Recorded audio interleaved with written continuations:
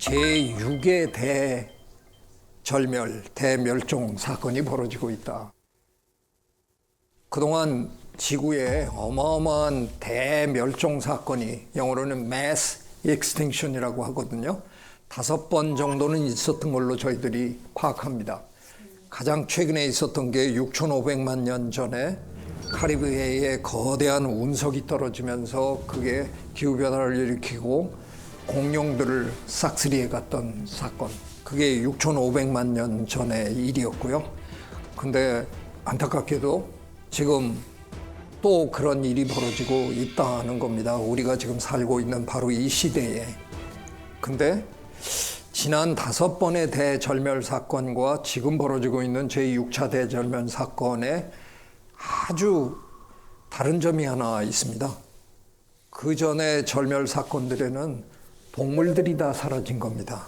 공룡이 사라지고 삼엽충이 사라지고 이런 식으로 동물들이 한꺼번에 싹쓸이 당한 사건들이었는데요. 지금 벌어지고 있는 제6의 대절멸 사건은 식물이 사라지고 있다는 겁니다. 식물이 누구냐? 자연계를 떠받치고 있는 가장 밑에 중심적인 그런 생물 집단이거든요. 식물이 사라지면 전체가 그냥 다 와해될 수밖에 없다는 겁니다. 근데 이거를 자연재해가 천연 그런 사건이 그런 걸 일으키는 게 아니라 제 앞에 앉아 계시는 이 동물 호모 사피엔스라고 부르는 스스로 자기가 현명하다고 거들먹거리는 이 동물이 저지르는 장난질 때문에 벌어지는 겁니다. 식물이 밑바닥부터 흔들리다 보니까 아마 다 끝나고 나면 저희들의 예측으로는 역대 최대 규모가 될 거다. 지금 실제로 우리가 너무 많은 벌목을 하고 있으니까요. 우린 끊임없이 우리의 생활 공간이 필요하다고 계속 지금 숲을 베어내고 있잖아요. 나무만 얘기하는 게 아니라 우리 주변에 있어야 될 작은 식물들이 지금 계속 사라지고 있는 거죠. 심각합니다. 사실은 이게 어제 오늘의 일이 아닙니다. 우리 인류가 호모사피엔스가 이렇게 막강한 존재가 된 건 우리가 농경을 개발해서 그렇게 된 거잖아요. 25만 년, 30만 년 전에 우리가 태어났다 그래도 불과 한 10,000년여 전까지는 우리 진짜 별 볼 일 없는 지저분한 하찮은 영장류 한 종이었거든요. 또 제가 악담을 또 하면 약간 졸부거든요. 우리가 갑자기 돈 벌고 거들먹거리는 졸부인데 그 농사가 과연 얼마나 큰 피해를 준 거냐? 참 아이러니컬한데요. 대부분의 분들은 공장에서 굴뚝에 연기가 막 피어오르면 저 환경 파괴의 주범 공단 만든다 그러면 우리 다 가서 들어눕고 반대하고 그럽니다. 그런데 농촌에 가서는 그 농촌을 바라보면서 목가적인 그런 낭만에 젖고 향수에 젖고 그러잖아요. 근데 여러분 읽어보셨을 만한 책, 세계적인 베스트셀러 총균쇠라는 책 있죠. 총균쇠의 저자, UCLA의 제럴 다이먼드 교수님, 농업은 우리 인류가 저지른 실수 중에 최악이었다라고 질러대셨습니다. 그 후속처럼 쓴 책이 문명의 붕괴, 영어로는 collapse라는 책이었는데요. 그 책이 나왔을 때 우리 어느 언론사가 절대로 LA에 가서 그분을 인터뷰해달라. 그래서 저 평소에 너무 뵙고 싶은 분이라서 갑니다. 그리고 이제 가서 뵀는데 직격 질문을 제가 해봤습니다. 농경 포기해야 됩니까? 선생님이 농업이 우리 인류 역사의 최대의 실수라 그러니까 실수를 바로잡으려면 우리 농사 그만둬야 되지 않습니까? 당황하시더라고요. 아니 그렇다고 해서 내가 갑자기 농사 짓지 말라 그럴 수는 없을 것 같긴 한데 그래도 내가 잘못은 지적해야 되는 거 아니냐. 네, 농업만큼 생물 다양성 파괴의 주범이 없다는 거죠. 우리 농사 어떻게 지어요? 들판에 나가서 갈아엎잖아요, 일단. 그러면 거기에 있는 식물 다양성을 완벽하게 제거하는 거잖아요. 0으로 만듭니다. 그리고 우리가 원하는 식물 하나로 쫙 심는 거죠. 지구의 최대 지주가 누군지 아십니까? 벼, 보리, 밀, 옥수수. 예, 얘네들이 지금 지구 최대 지주예요. 지네가 무슨 재주로? 우리가 예전에 길러주기 전에는 저 들판에 말없이 피고 지던 잡초였어요. 그런데 우리가 길러주는 바람에 지금 지구에서 가장 큰 지주가 돼서 떵떵거리고 있습니다. 그러는 와중에 사라진 식물들이 어마어마하게 많다는 거죠. 우리가 농경을 하면서 생물 다양성을 엄청나게 줄였는데 최근에 아주 심각한 문제가 하나 또 등장했습니다. 오늘 제가 제일 많이 얘기하는 단어가 심각한 문제. 네, 꿀벌이 사라지고 있다. 다 듣고 계시죠? 2006년에 미국 플로리다에서 시작된 거거든요.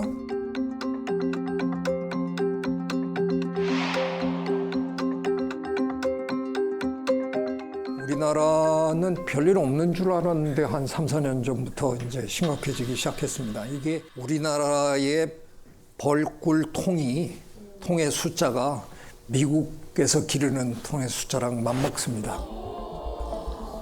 말이 돼요? 미국은 우리에 비하면 어마어마한 나라인데 거기에 있는 벌통수랑 우리나라 한반도에 있는 벌통수랑 비슷합니다. 왜냐하면 미국 사람들은 벌꿀을 따려고 벌을 기르는 것보다 농장에 꽃가루 바지를 해주려고 주로 기르는 거고요. 우리나라는 꿀을 먹으려고 우리나라 사람들이 꿀을 굉장히 좋아하잖아요.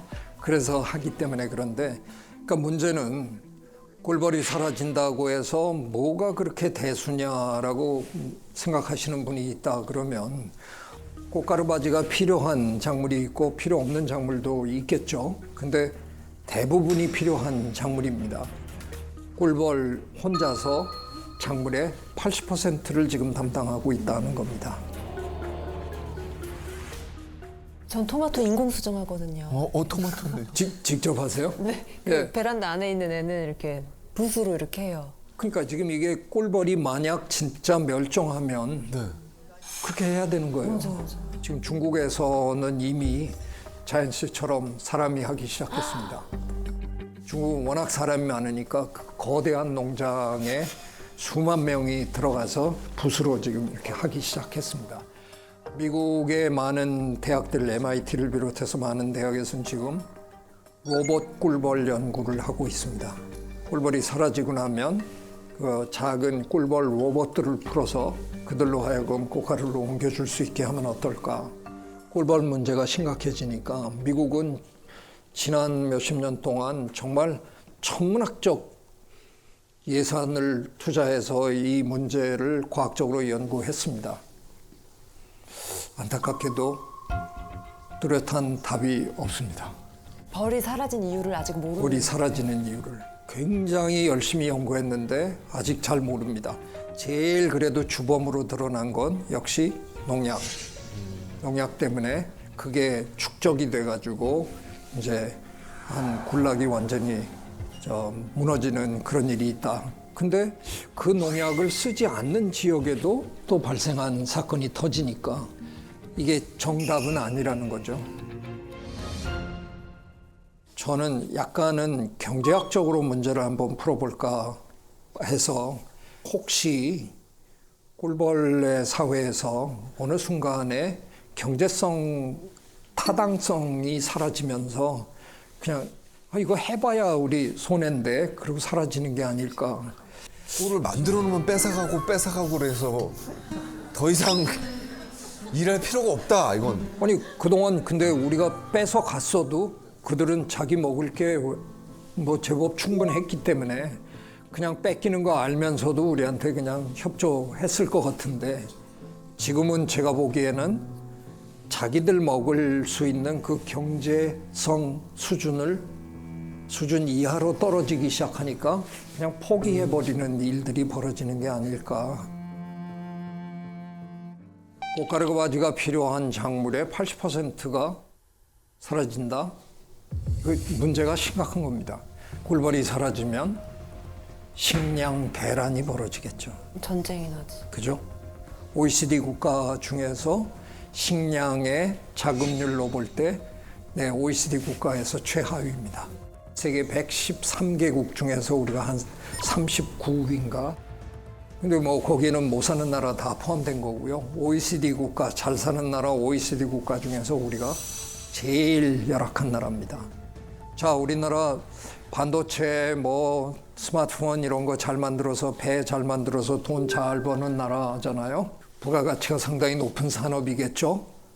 근데 식량이 부족해지면 우리는 우리나라에서 쌀하고 달걀 빼놓고는 거의 대부분의 거를 해외에서 사다 먹는 나라입니다.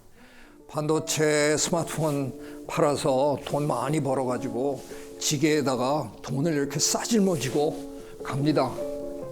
저 빵 좀 주세요. 근데 그 나라에서 우리 먹을 것도 없습니다. 죄송합니다. 그리고 닫으면 그냥 못 사는 겁니다. 그러니까 이 문제는 보통 심각한 안보 문제가 아닙니다. 식량 위기가 심각해지면 이거는 인류 생존의 문제랑 직결되는 겁니다. 식량 대란은 차원이 다른 재앙입니다. 생물 다양성의 감소의 배후에 기후변화가 있다라고 여러 차례 말씀드렸습니다. 저 끓는 물 안에 개구리를 집어넣으면 그 개구리는 그래도 사는데 왜? 닿자마자 튀니까. 그리고 약간 화상을 입을지는 몰라도 그냥 사는데 그냥 미지근한 물에 있는데 밑에서 서서히 데우면 죽는다는 거잖아요. 기후변화가 딱 그런 현상이에요. 지금 우리가 뭐 2도 이런 얘기 하지만 그게 갑자기 어느 날 2도가 팍 오르는 게 아니잖아요. 그냥 야금야금 오르다 보니까 우리는 못 느낍니다. 그러다 보면 어느 순간에 돌이킬 수 없는 지점을 넘었을지도 모른다 하는 겁니다. 세계적으로는 2019년이었나요? 호주에서 인류 역사의 가장 대규모 산불이 일어났죠. 그로 인해서 뭐 코알라는 집계에 의하면 한 6만 마리가 죽은 걸로 알고 전체적으로는 동물로만 한 30억 마리가 희생당한 걸로 나와 있습니다. 근데 뭐 그 사람들이 대개 동물 이럴 때는요, 사실 안타깝게 그 안에 곤충 포함 안 하거든요. 지렁이 포함 안 하거든요. 박테리아 포함 안 시키거든요. 그 토양에 있던 그 많은 미생물들 아마 상당히 사라졌을 텐데. 그리고 우리나라는 금년 초에 우리 뭐 경북에서 어마어마한 산불 겪었잖아요.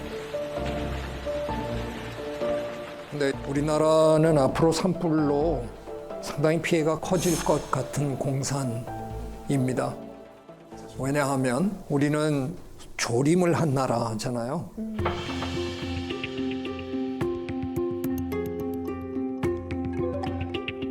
근데 이렇게 하다 보니까 사람들이 원하는 수종을 자꾸 심다 보니까 이상하게 우리가 소나무 위주로 많이 심어서 키우고 있습니다. 근데 이 소나무가 불이 붙으면 너무 불이 잘 타는 거죠. 그러니까 산불의 위험이 훨씬 큰 거고요. 근데 산불 때문에 되게 흥미로운 일이 벌어졌어요.